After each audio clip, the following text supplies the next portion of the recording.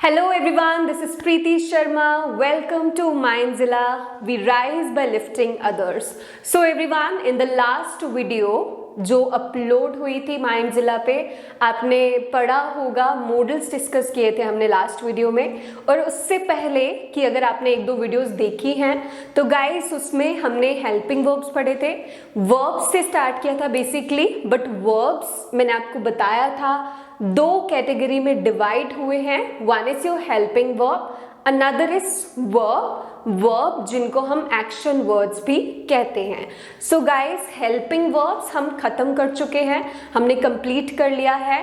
उन पे बेस्ड कुछ एक्सरसाइजेस, कुछ प्रैक्टिस हमें करना बाकी है, बट आई फील पहले हम वर्ब्स का टॉपिक कंप्लीट कर लें, उसके बाद we will practise it to.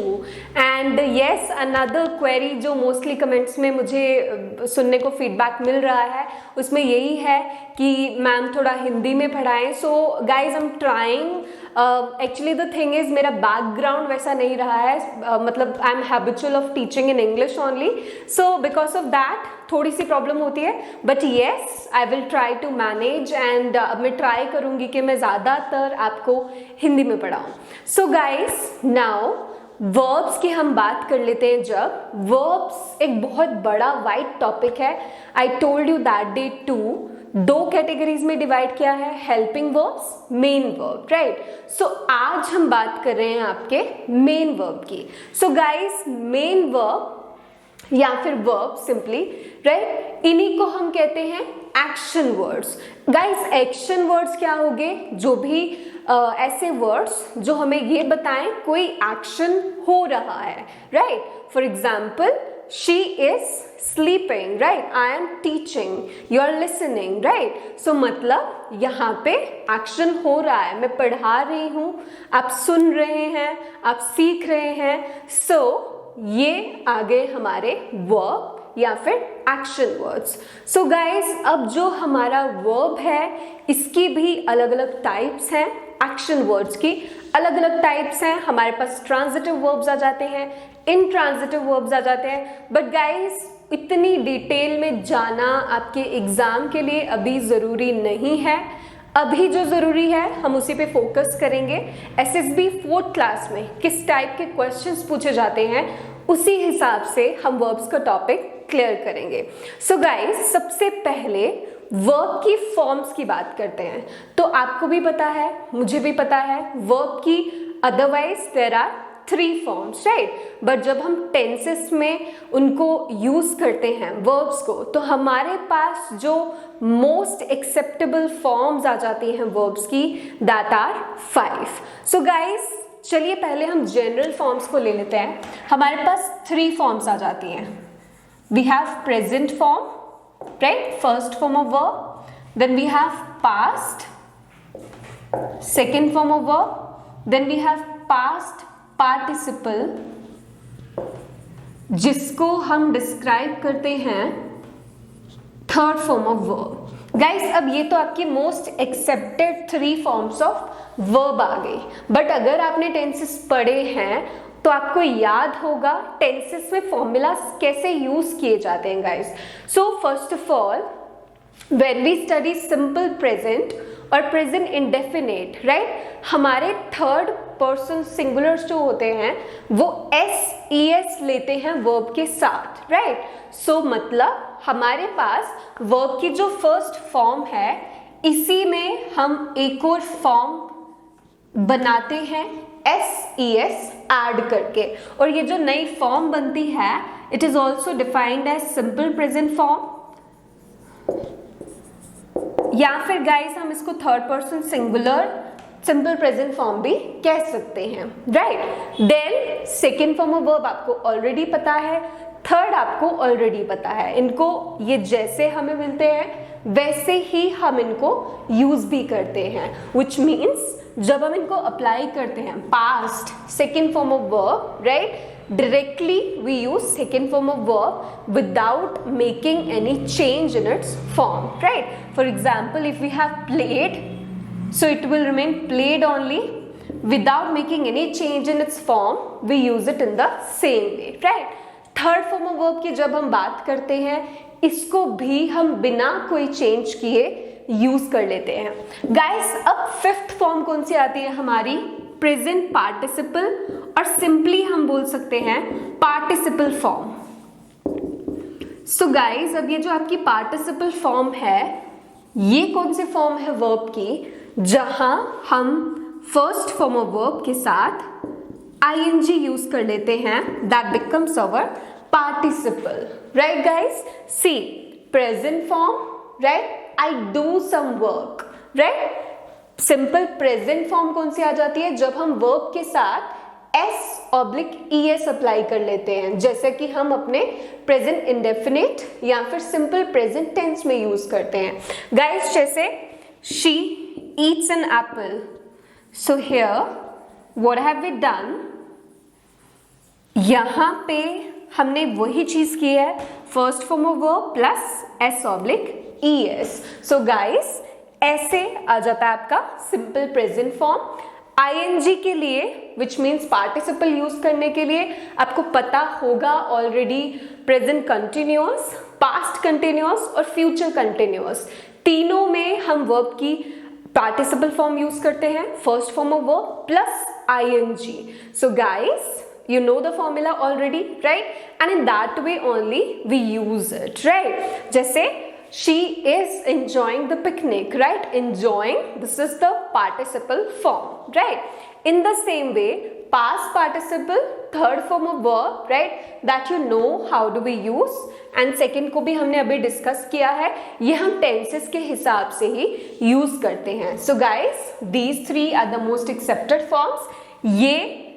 ये और ये फॉर्म आपकी, ये according to the tense use होती है। सो गाइस अब आपको एग्जाम में या तो फिलअप्स आ सकते हैं, राइट, उसमें क्या होगा, हेल्पिंग वर्ब गिवन होगा, you will have to complete the sentence, right. और कंप्लीट कैसे करेंगे, जब आपको पता हो कि कौन सी फॉर्म ऑफ वर्ब यूज होनी है। सो गाइस या तो ऐसे आपको क्वेश्चंस आ सकते हैं, otherwise they can also ask you error spotting. So guys error spot करना, गलती किसी सेंटेंस में निकालना, वो भी हम कैसे निकाल सकते हैं, when we know the right formula, right. जब हमें क्लियरली पता है ये राइट फॉर्मूला है, इसको हमें फॉलो करना है, only then can we apply, can we find the error, right guys. So ये 5 फॉर्म्स आपको पता चल चुके हैं। अब बात आ जाती है हमें पता कैसे चलता है कौन सी फॉर्म को कैसे यूज करना है। सो गाइस आपको पता है वर्ब्स का सही बिल्कुल यूसेज जो होता है, where does it happen, tenses, right. So basically अब आपके जो वर्ब्स हैं ये किस पे डिपेंडेंट है, कंप्लीटली ऑन टेंसेस। सो अब हम डिस्कस करेंगे थोड़ा सा टेंसेस को, ब्रीफली डिस्कस करेंगे। आई एम श्योर आप लोगों ने स्कूल टाइम पे भी पढ़े होंगे, आपको थोड़ा बहुत कॉन्सेप्ट ऑलरेडी माइंड में होगा। सो गाइस थोड़ा सा ब्रीफली हम डिस्कस कर लेंगे and then we will see कैसे वर्ब्स को सिंगुलर्स या प्लूरल्स के साथ किस तरह से यूज किया जाता है। Alright, so let's move on. So guys चलिए शुरू करते हैं वर्ब्स को टेंसेस में कैसे यूज किया जाता है। So guys see, tenses basically they are the backbone of English language, right. In fact किसी भी लैंग्वेज में टेंस या काल they are the backbone, right. So now अगर हम यहाँ पे बात कर लें कि आपको इसके बेसिस पे वर्ब्स में क्या क्वेश्चन आ सकते हैं। सो गाइज आई थिंक वर्ब्स के क्वेश्चन आपको जो बनते हैं वो टेंसेस में से ही बनते हैं, कैसे हम उनको यूज करते हैं, कौन से टेंस में कौन सी फॉर्म यूज हो जाती है वर्ब की, ये आपको पता होना बहुत ज़रूरी है। विच मीन्स आपके टेंसेस क्लियर होने चाहिए, तभी आप एग्जाम में अटेम्प्ट कर पाएंगे क्वेश्चंस को। ऑल्सो आपको ये भी पता होना चाहिए कि इंटरोगेटिव में या नेगेटिव में जब इनकी फॉर्म्स चेंज होती हैं तो कैसे चेंज होती हैं, right guys. So let's talk about now. If you look at the board, आप देख सकते हैं बोर्ड पे पूरा फ्लो चार्ट दिख रहा है आपको टेंसेस का। सो गाइस अगर हम बात करें प्रेजेंट टेंस की, so first of all present tense होता क्या है आप लोगों को पता होना चाहिए। प्रेजेंट टेंस ऑब्वियसली जो अभी के टाइम की बात कर रहा है, right. And each type of tense हमने कैसे डिवाइड किया है, इनको अलग अलग टाइप्स में डिवाइड किया हुआ है। Further present tense is divided into 4 other types, past other 4 types, future other 4 types, right. अब इसमें टेंसेस के रूल्स क्या हैं, कौन सी फॉर्म ऑफ वर्ब यूज होती है, किन हेल्पिंग वर्ब्स के साथ यूज होती है, ये सब आपको गाइस बिल्कुल याद रखना है अगर आप फेच करना चाहते हैं मार्क्स तो। सो गाइस चलिए बात करते हैं वन बाय वन हर टेंस की। सबसे पहले अगर आप बोर्ड पे देखें present indefinite. So guys present indefinite अब कौन सा टेंस है, क्या एक्सप्रेस करता है, आई होप आपको पता होगा already. Tense which talks about action which take place very often। so कोई भी ऐसे एक्शन जो बार बार होते रहते हैं, राइट, उन्हीं के साथ उन्हीं को एक्सप्रेस करने के लिए we use present indefinite। and have a look at this formula now, subject plus first form of verb plus s/es। ये इसका बिल्कुल सिंपल फॉर्मूला है, right. the sun rises in the east, right, बिल्कुल यही आपका प्रेजेंट इंडेफिनेट है। So guys अब question जो आपको कंफ्यूज कर सकता है एग्जाम में, जिसका आपको ध्यान रखना है गाइस, सी इसका फॉर्मूला है subject plus first form of verb plus s/es।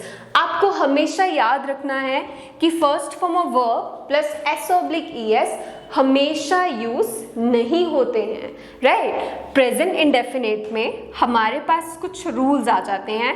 क्या रूल्स आ जाते हैं गाइस? सबसे पहला रूल आपको याद रखना है कि first form of verb plus s/es सिर्फ आपका थर्ड पर्सन सिंगुलर या फिर कोई और सिंगुलर पर्सन के साथ ही यूज होता है, which means he, she, it या फिर किसी पर्सन का नेम आ जाता है, रोहन, सोहन, राइट, उनके साथ हम क्या यूज करते हैं, first form of verb plus s/es। Guys ये बिल्कुल आपने दिमाग में बिठा लेनी है बात, ये भूलना नहीं है। एग्जाम में अगर आपको ऐसा कोई क्वेश्चन आ जाता है तो याद रखना है कि सिर्फ इन्हीं सब्जेक्ट के साथ हम s/es यूज कर सकते हैं, बाकियों के साथ हम नहीं करते हैं। ये बिल्कुल याद रखना है आपको। एंड अनदर थिंग जो आपको याद रखनी है गाइस, वो क्या है कि जब हम इस टेंस में वर्ब्स को चेंज करते हैं गाइस, इंटरोगेटिव या नेगेटिव में, सपोज करें आपके पास सेंटेंस था शी ईट्स एन एप्पल। सो जब हम इसको चेंज करेंगे गाइस इंटरोगेटिव में या नेगेटिव में, अब इसका वर्ब किस तरह से स्प्लिट होता है गाइस, हमने हेल्पिंग वर्ब्स में एक चीज पढ़ी थी, अगर आपको याद है, कि कोई भी क्वेश्चन आपको बनाना है, पूछना है, बिना हेल्पिंग वर्ब के नहीं हो सकता, राइट। अब यहाँ पे जब हम इस सेंटेंस को देखते हैं, यहाँ कोई हेल्पिंग वर्ब नहीं है। So guys in such cases हम किसको देखते हैं, मेन वर्ब को, राइट गाइस, आपको देखना है मेन वर्ब को, यानी कि एक्शन वर्ड को। सो गाइस जब आप एक्शन वर्ड ईच को देखते हैं, this is first form of verb plus हमने s/es ऐड किया है। अब इसमें से हमारा क्या बाहर निकलता है, दैट इज डज। गाइस ये कैसे बाहर निकला वो भी मैं आपको शॉर्ट में एक्सप्लेन कर दूंगी। सी गाइस हमारे पास रूल रहता है ये एक, राइट, कि कोई भी आपका जो वर्ब है, कोई भी एक्शन वर्ड, उसमें हमेशा डू की कोई ना कोई फॉर्म प्रेजेंट रहती है।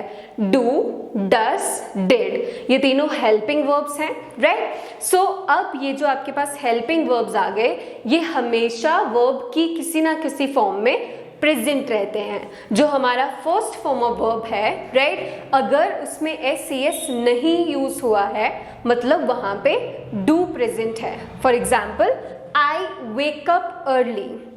गाइज अगर आई वेक अप अर्ली ऐसा कोई सेंटेंस आपके पास आ जाता है, वेक फर्स्ट फॉर्म ऑफ वर्ब है, मतलब यहाँ पे आपका डू प्रेजेंट है, right. In the same way अगर वर्ब के साथ s/es यूज होता है, जैसे कि यहाँ पे है eats, राइट, इसका मतलब यहाँ पे डू तो प्रेजेंट है ही है, उसके साथ SES भी प्रेजेंट है, मतलब does, right. In the same way अगर आप सेकेंड फॉर्म ऑफ वर्ब की बात करते हैं तो सेकेंड फॉर्म ऑफ वर्ब में हमेशा हमारा डिड प्रेजेंट रहता है, ठीक है गाइस, ये भी बिल्कुल दिमाग में रखना है।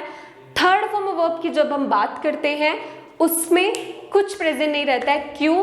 क्योंकि हमेशा थर्ड फॉर्म ऑफ वर्ब जब भी यूज होती है उससे पहले या तो हमारा हैज हैव आ जाता है, या तो हैड आ जाता है, या फिर अगेन हैव। सो गाइस ये रूल आपको हमेशा याद रखना है कि थर्ड फॉर्म ऑफ वर्ब से पहले हैज, हैव, हैड, इन तीनों में से कोई ना कोई हेल्पिंग वर्ब यूज होता है। अगर प्रेजेंट की बात कर रहे हैं तो हैज हैव, अगर पास्ट की बात कर रहे हैं तो हैड, राइट। और इसके अलावा जब भी आपके सेंटेंस में कोई हेल्पिंग वर्ब नहीं दिख रहा है तो आपको मेन वर्ब को देखना है।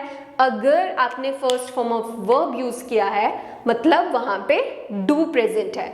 अगर उस हेल्पिंग वर्ब के साथ, उस मेन वर्ब के साथ SES यूज हुआ है मतलब वहां पे डज प्रेजेंट है। अगर आप second form of verb use करते हैं किल्ड, डाइड, तो मतलब वहां पे सेकेंड फॉर्म ऑफ वर्ब या फिर हेल्पिंग वर्ब आपका डिड प्रेजेंट है। सो गाइस ये चीज आपको याद रखनी है, या मैं आपको फिर से स्प्लिट करके बताऊंगी। अभी के लिए आप सिर्फ समझिए कि यहाँ पे शी ईट्स था तो यहाँ पे आपका डज बाहर निकल जाएगा, और जब आप इसको इंटरोगेटिव में चेंज करेंगे, क्वेश्चन में चेंज करेंगे तो it will change to does she eat an apple, right, क्योंकि हमारा हेल्पिंग वर्ब बाहर निकल गया। सो गाइस ये रूल प्रेजेंट के लिए आपको याद रखना है। सबसे पहला कि थर्ड पर्सन सिंगुलर के साथ ही SES लगता है। बाकी के जब आपके सब्जेक्ट्स रहते हैं आई, वी, यू, इनके साथ सिर्फ first form of verb use होता है। अगले पे चलते हैं गाइस, पास्ट इंडेफिनिट। तो पास्ट इंडेफिनिट में आपका, चलिए टेंसेस के ऑर्डर में चलते हैं, प्रेजेंट कंप्लीट करते हैं पहले। प्रेजेंट कंटिन्यूअस में जब आप आते हैं, प्रेजेंट कंटिन्यूअस में आपका फॉर्मूला आ जाता है subject plus is, am, are plus first form of verb plus ING plus object. So guys याद रखना है इज, एम, आर कहाँ यूज होगा? First form of verb plus ING, ये आपका पार्टिसिपल फॉर्म आ गया वर्ब का, राइट। ये तो हमेशा ऐसे ही रहेगा। इज कहाँ यूज होगा, एम कहाँ यूज होगा, आर कहाँ यूज होगा? सो गाइस इज आपका यूज हो जाता है विद सिंगुलर्स ऑब्वियसली, राइट। और अगर हम पर्सन्स की बात करते हैं तो आपका जो इज है ये फिर से सिर्फ थर्ड पर्सन सिंगुलर्स के साथ यूज होता है। थर्ड पर्सन सिंगुलर्स यानी ही, शी, इट। एम की अगर हम बात करते हैं सिर्फ आई फर्स्ट पर्सन के साथ। आर की अगर हम बात करते हैं तो ये first person plural, we, right, फिर second person you, right, then third person plural they.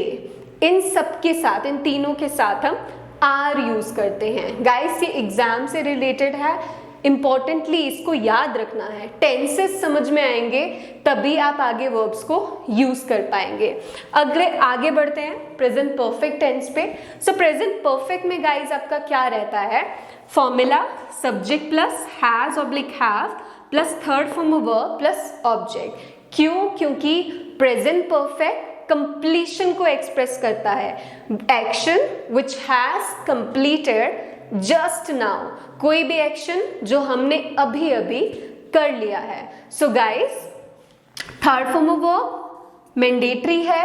Has have का रूल याद रखना है। हैज आपका यूज होता है सिर्फ थर्ड पर्सन सिंगुलर्स के साथ, बाकी आपके जितने भी सब्जेक्ट हैं सबके साथ हैव यूज होता है। आपका फर्स्ट पर्सन ले लीजिए, I have, we have, you have ले लीजिए second person, right. Third person plural ले लीजिए, वहां पे भी हैव यूज होता है। बट थर्ड पर्सन सिंगुलर के साथ ही, शी, इट, इनके साथ या फिर किसी का भी नाम, कोई भी सिंगुलर सब्जेक्ट की जब हम बात कर लेते हैं वहां पे भी आपका हैज यूज होता है गाइस। अगले पे चलते हैं प्रेजेंट परफेक्ट कंटिन्यूअस। सो गाइस प्रेजेंट परफेक्ट कंटिन्यूअस में भी आपका हैज हैव है। सबसे पहले प्रेजेंट परफेक्ट कंटिन्यूअस है क्या? Action which has been going on for some time, right. So कोई भी ऐसा एक्शन जो कुछ टाइम से चल रहा है, राइट, कुछ टाइम से हो रहा है. या फिर हम इसको ऐसे भी डिफाइन कर सकते हैं, action which started in the past and still going on, right.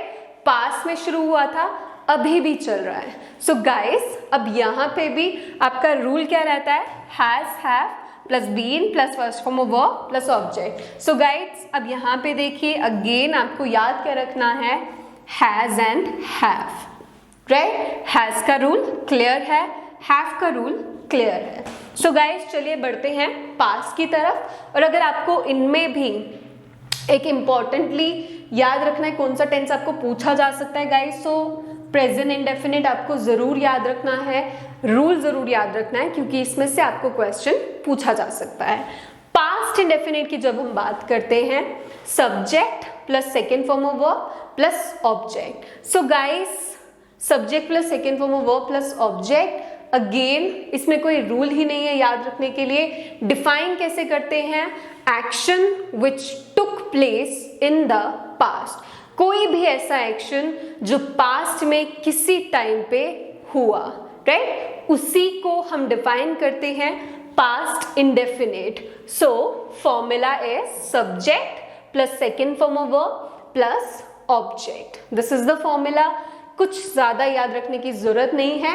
Yes, the only thing that you need to remember is, जब आप इंटेरोगेटिव या नेगेटिव में सेकेंड फॉर्म ऑफ वर्ब को यूज करते हैं, जब हम इसको स्प्लिट करते हैं, तो इसका स्प्लिट करके जो हेल्पिंग वर्ब निकलता है दैट इज डिड. ये जरूर आपको गाइस याद रखना है कि इसको स्प्लिट करने के बाद did plus first form of verb बचता है. ऑलराइट, अगला बढ़ते हैं past continuous. So same rule, continuous, anything, any action which was going on in the past. कोई भी ऐसा एक्शन जो पास्ट में हो रहा था, राइट. अब फॉर्मूला को देखें, subject plus was oblique verb plus first form of verb plus ING plus object. So again ये आपका आ गया पार्टिसिपल वर्ब. बात करेंगे वॉज और वर की. सो वॉज आपका यूज हो जाता है with third person singular, again he, she, it, right, या फिर किसी का भी सिंगुलर नाम, राइट, कोई भी सिंगुलर नाउन, राइट. बात करते हैं वर की. वर कहाँ यूज हो जाता है guys, with your first person plural, right. We were with second person, you were with third person plural, they were, right, and we say I was, right. So guys, again याद रखना है, was third person singular and first person singular, he, she, it, I. बाकी के जितने भी आपके persons बचते हैं उनके साथ आपका वर यूज हो जाता है, या कोई भी जब हम प्लूरल सब्जेक्ट को लेते हैं तब भी आपका वर यूज हो जाता है. अगले पे चलते हैं गाइस. पास्ट परफेक्ट हैड है, कोई रूल आपका हैड के लिए नहीं है कि सिंगुलर के साथ यूज होगा, प्लूरल के साथ यूज होगा. सिंपली कोई भी सब्जेक्ट ले सकते हैं, सिंगुलर हो प्लूरल हो, उसके साथ had plus third form of verb, right. यही याद रखना है, action which had completed at some time in the past, right, जो पास्ट में कंप्लीट हो चुका था. अगले पे चलते हैं guys. Again past perfect continuous, action which had been going on for some time in the past. कोई भी ऐसा एक्शन जो पास्ट में थोड़ी देर के लिए चल रहा था, ओके, कुछ भी हम पास्ट में थोड़ी देर के लिए कर रहे थे. अगेन फॉर्मूला की बात कर लेते हैं. हैड है हमारे पास यहाँ पे. अगेन कुछ आपको याद रखने की जरूरत नहीं है, सेम ही रहेगा, राइट. हैड है, कोई भी सब्जेक्ट आप इसके साथ यूज कर सकते हैं. चलिए बढ़ते हैं फ्यूचर की तरफ. सो गाइस, फ्यूचर में आपका फॉर्मूला आ जाता है, सबसे पहले टेंस आ जाता है future indefinite. So what is now future indefinite? Action which will take place at some time in the future. कोई भी ऐसा एक्शन, कोई भी ऐसा काम जो फ्यूचर में होगा, right? So guys, formula if you look at it, subject plus will oblique shall plus first form of verb plus object. So guys, अब सबसे पहली जो अच्छी बात है वो ये कि फ्यूचर में से क्वेश्चन आने के चांसेस बहुत कम रहते हैं, बट फिर भी हम एक बार डिस्कस कर लेंगे। और उससे भी अच्छी बात क्या है, अनदर, राइट, विल जो है आपका, you can use it with all the subjects. आप इसको हर सब्जेक्ट के साथ कोई भी फ्यूचर एक्शन एक्सप्रेस करने के लिए यूज कर सकते हैं। But yes, when it comes to shall, shall को हम कुछ ही सब्जेक्ट्स के साथ यूज करते हैं। कौन से सब्जेक्ट्स के साथ गाइस? फर्स्ट पर्सन के साथ, सेकेंड पर्सन के साथ और थर्ड पर्सन प्लूरल के साथ, which means I, we, you and they. Alright, future continuous की बात कर लेते हैं। Subject plus will oblique shall plus be plus first form of verb plus ING plus object. So guys, कौन से action को एक्सप्रेस करता है? Action which will be taking place at some time in the future। कोई भी ऐसा काम, कोई भी ऐसा एक्शन जो फ्यूचर में किसी टाइम पे हो रहा होगा, राइट? अगेन विल शैल है, रूल आपको क्लियर है, ज़्यादा डिटेल में जाने की ज़रूरत नहीं है क्योंकि ये एग्जाम पॉइंट ऑफ व्यू से इम्पॉर्टेंट नहीं है। अगले की बात करते हैं, future perfect, action which will have completed at some time in the future।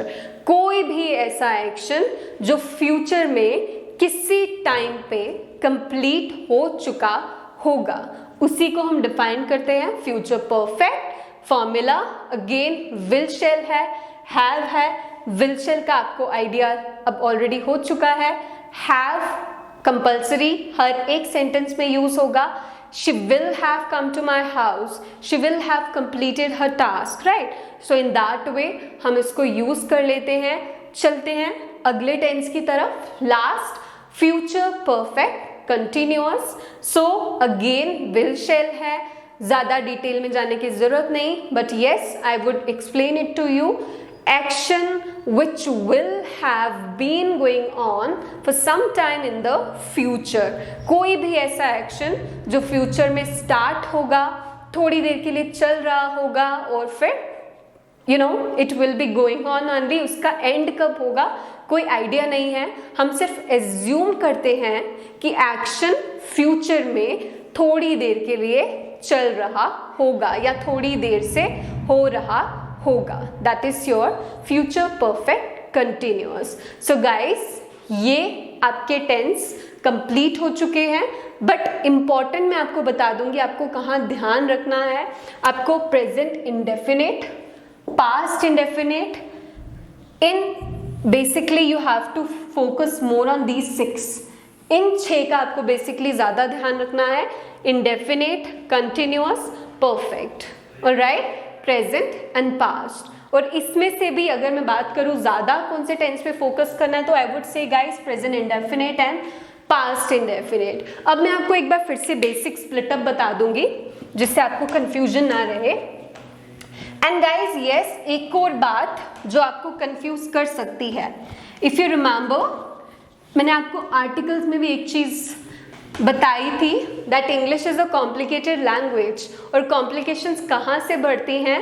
Because there are so many exceptions. So guys, अब बात क्या है कि ये जो एक्सेप्शंस हैं ये टेंसेस में भी हैं। हमारे पास बहुत सारे ऐसे सब्जेक्ट्स आ जाते हैं जो देखने में सिंगुलर या फिर प्लूरल लगते हैं, बट जो वो वर्ब आगे कैरी करते हैं वो सिंगुलर या प्लूरल नहीं होता, राइट? सो उन्हीं प्रोनाउंस, उन्हीं सब्जेक्ट्स, उन्हीं की डिस्कशन हम करेंगे अगले वीडियो में। आज के वीडियो में हमने टेंसेस पढ़े हैं, बिल्कुल रिवाइज किया है, क्विक रिवीजन।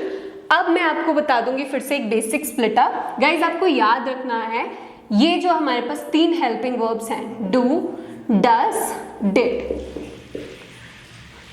ये हिडन फॉर्म में आपके सारे वर्ब्स में प्रेजेंट रहते हैं।